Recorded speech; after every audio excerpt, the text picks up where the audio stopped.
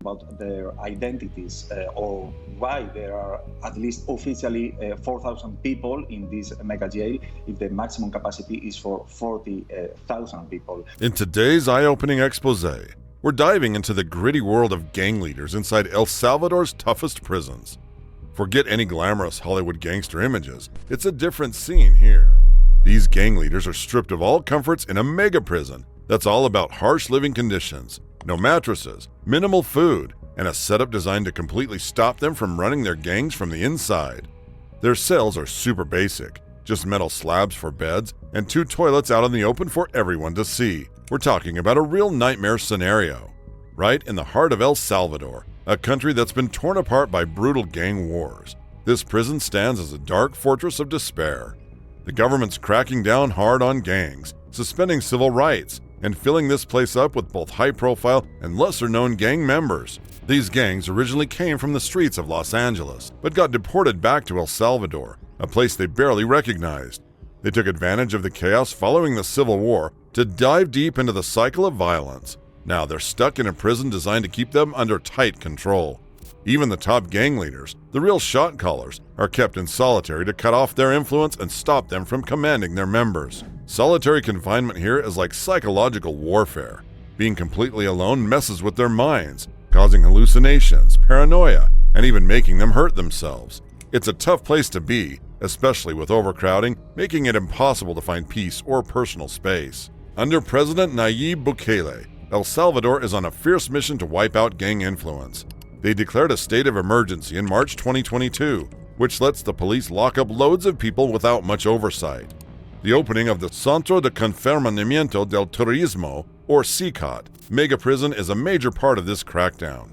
Designed to lock away the most dangerous criminals, this prison was a key part of the plan to stop gang operations and cut off their communication. The message was clear: the government was done playing games with gangs.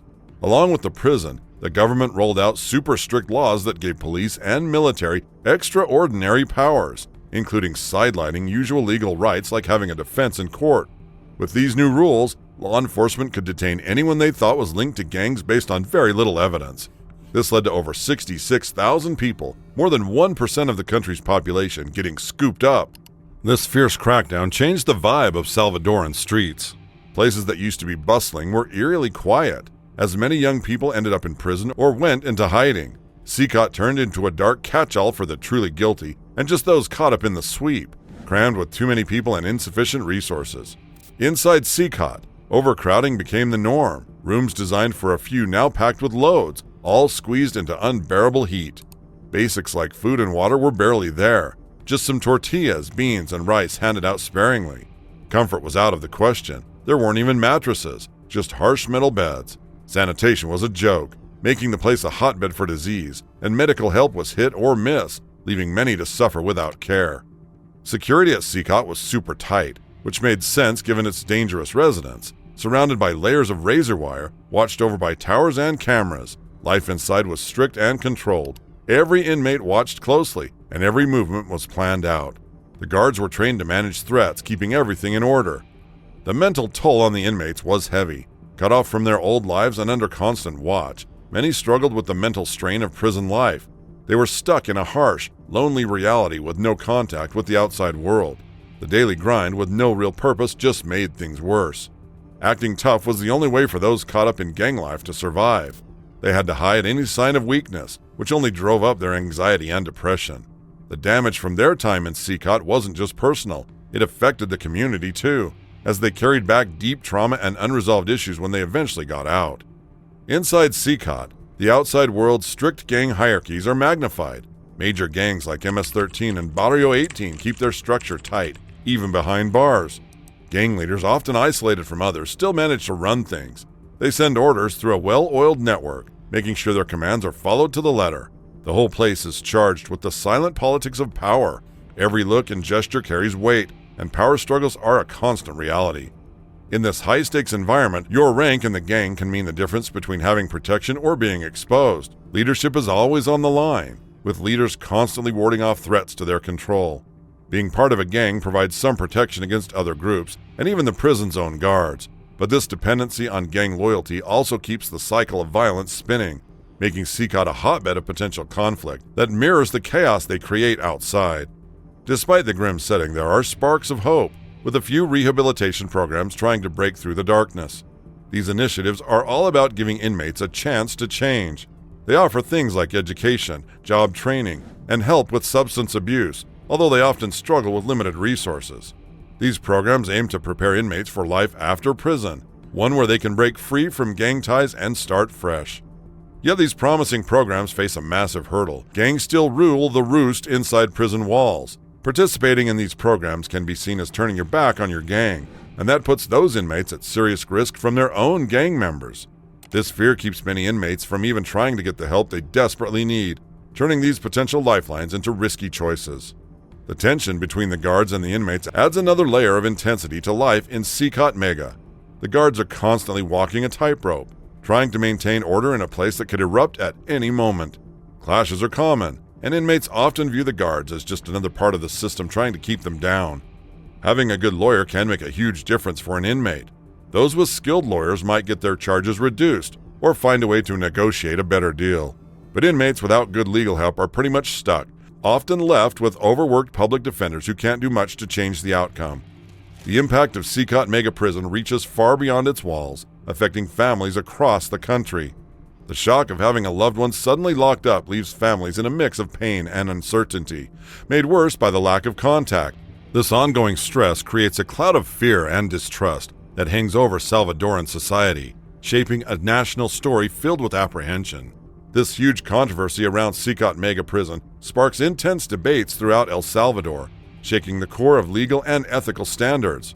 The suspension of basic civil rights like fair trials and legal representation has drawn fierce criticism globally, highlighting potential violations of both Salvadoran and international laws, such as the Universal Declaration of Human Rights. There are widespread concerns about people being held without any real evidence or charges, which marks a serious departure from established legal norms. Human rights organizations are up in arms, loudly protesting the poor conditions inside CECOT and what this means for human dignity overall. They argue passionately that fighting gang dominance shouldn't come at the cost of tearing down fundamental human rights, stressing that efforts to improve security must also respect individual freedoms and dignity. The roots of gang violence in El Salvador stretches back decades, woven into the aftermath of the brutal Salvadoran Civil War that took over 75,000 lives and displaced countless others. Many of those who fled found themselves in places like Los Angeles, where young Salvadorans joined gangs like Mara Salvatrucha and Barrio 18, seeking a sense of belonging in a new but tough environment. However, when the U.S. cracked down on gang activity in the 1990s, many were deported back to El Salvador, which wasn't ready to reintegrate these street-hardened individuals. This set the stage for the explosive growth of gang culture that continues to shape the country today. When these toughened gang members hit Salvadoran ground, they kicked off a wave of violence like nothing the country had ever seen before. Armed with brutal tactics from their days in Los Angeles, gangs like Mara Salvatrucha or MS-13 and the 18th Street Gang started making their territories with unprecedented ferocity. The neighborhoods around San Salvador turned into their stages for power shows, with extortion, drug trafficking, and murder as their tools of choice. The Salvadoran government was still shaky from its own civil conflicts and found itself completely outgunned by these evolving criminal powerhouses. MS-13 and 18th Street ran a tight ship. If you were disloyal, you were dead. They drew in tons of young recruits, offering them a path in a place with few options, sealing their loyalty with elaborate tattoos that meant they were in it for life. As these gangs tightened their hold, their influence spread fear across even the most remote areas of the country. No one was safe. Businesses, public servants, and even the police were constantly under threat. The gangs' real power was their ability to instill deep fear, paralyzing whole communities and ruling almost unchallenged. The murder rate skyrocketed, and El Salvador became known as one of the deadliest places on the planet. Caught in the middle were regular families, torn apart not just by violence but by gangs drafting their kids. Boys were often forced to join up or face violence themselves, while girls were tragically pulled in to be gang members' girlfriends, a horrific term for the awful realities they faced. The country's infrastructure just couldn't cope. Police forces were outmatched and struggling. Hospitals were overrun with the wounded, and schools, instead of being safe places for learning, turned into recruiting grounds for gangs. The impact on the youth was devastating, leaving scars on a generation that should have looked forward to the future. Salvadoran society felt like it was under siege, with gang rules often taking over where the law couldn't reach. This created a climate of fear and a cycle of violence that just wouldn't let go. In response, the Salvadoran government initially tried super tough policies in the early 2000s, like harsh crackdowns and locking up loads of people to break up the gangs, but this backfired. Prisons just got overcrowded and turned into new hubs for gangs to grow and run their operations. Then the government tried another approach by brokering a truce between big gangs like MS-13 and 18th Street, with help from the Catholic Church and others. This truce actually dropped the murder rates a lot at first, but people were skeptical and criticized it for giving too much power to the gangs. When the truce fell apart, the violence surged back. By 2015, the government launched a new plan called El Salvador Seguro, or Secure El Salvador, which wasn't just about policing, but also about preventing gang involvement and helping people leave gangs. This plan tried to tackle the root issues like poverty and lack of opportunities, while also giving the police better training and more resources. Despite these efforts, the gangs were still a huge problem, adapting quickly to whatever the government did. Community groups and NGOs became crucial in trying to stabilize the situation. For example, Homies Unidos worked on preventing gang involvement and helping kids get out of gangs by focusing on human rights and community building. They offered education, job training, and ways to express themselves through art instead of violence. There were also programs like Yo Cambio in prisons, which helped gang members who wanted to change by giving them job skills, education, and psychological support to prepare them for a better life after prison. On the streets, Casa de la Cultura, or Houses of Culture, became safe spaces for young people to enjoy activities like music, dance, and theater, which helped build a stronger community feeling and a sense of cultural identity. Churches and faith-based groups are also stepping up, filling in the gaps that violence has left behind. They turn into peace zones, where spiritual leaders work to settle conflicts and build unity. Their efforts show that fighting gang violence isn't just about tough policing, it's also about healing and strengthening the community bonds. Yet, for many, gang ties are a family affair, passed down through generations. In homes shattered by past wars and current conflicts, gangs can be seen like a place to belong or find protection, especially when parents are missing, or when society seems to be falling apart. Even schools struggle to keep their students safe from gangs, with bullying and gang recruitment pushing many right into trouble. To really tackle this issue, we need to unwind the deep economic, social, and family issues that feed into gang life. The problem with Salvadoran gangs, especially big names like MS-13 and Barrio 18, goes beyond local, it's international, worsened by U.S. deportation policies that send gang members back to El Salvador, where they just strengthen the gangs even more. Fighting this problem means countries need to work together better, understand how gang tactics are changing, and address the deep reasons why young Salvadorans join gangs in the first place. This isn't just about one country, it's about how global policies can accidentally make things worse, spreading violence across borders in ways we didn't expect. In small, violence-filled towns across El Salvador, the terror inflicted by gangs drives countless young people to head north to the U.S., hoping to escape the endless cycle of violence. These journeys are incredibly dangerous and filled with risk, yet the slim hope of finding safety fuels them. Since a shaky gang truce fell apart in 2021, there's been a huge increase in Salvadoran minors showing up at the U.S. border. Many of these kids face a treacherous trek, dodging human traffickers and other dangers. Sadly, many of these young travelers end up exploited, abused, or worse. Those who make it to the U.S. face a daunting set of challenges, like getting caught up in the complex immigration system, often without any family support or legal help.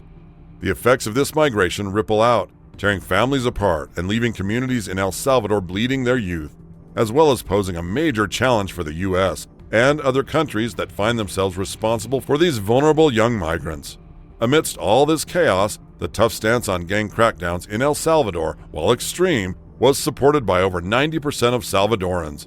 For them, it was a last-ditch plea for peace, a desperate call to stop the violence and try to bring some normalcy back to their lives.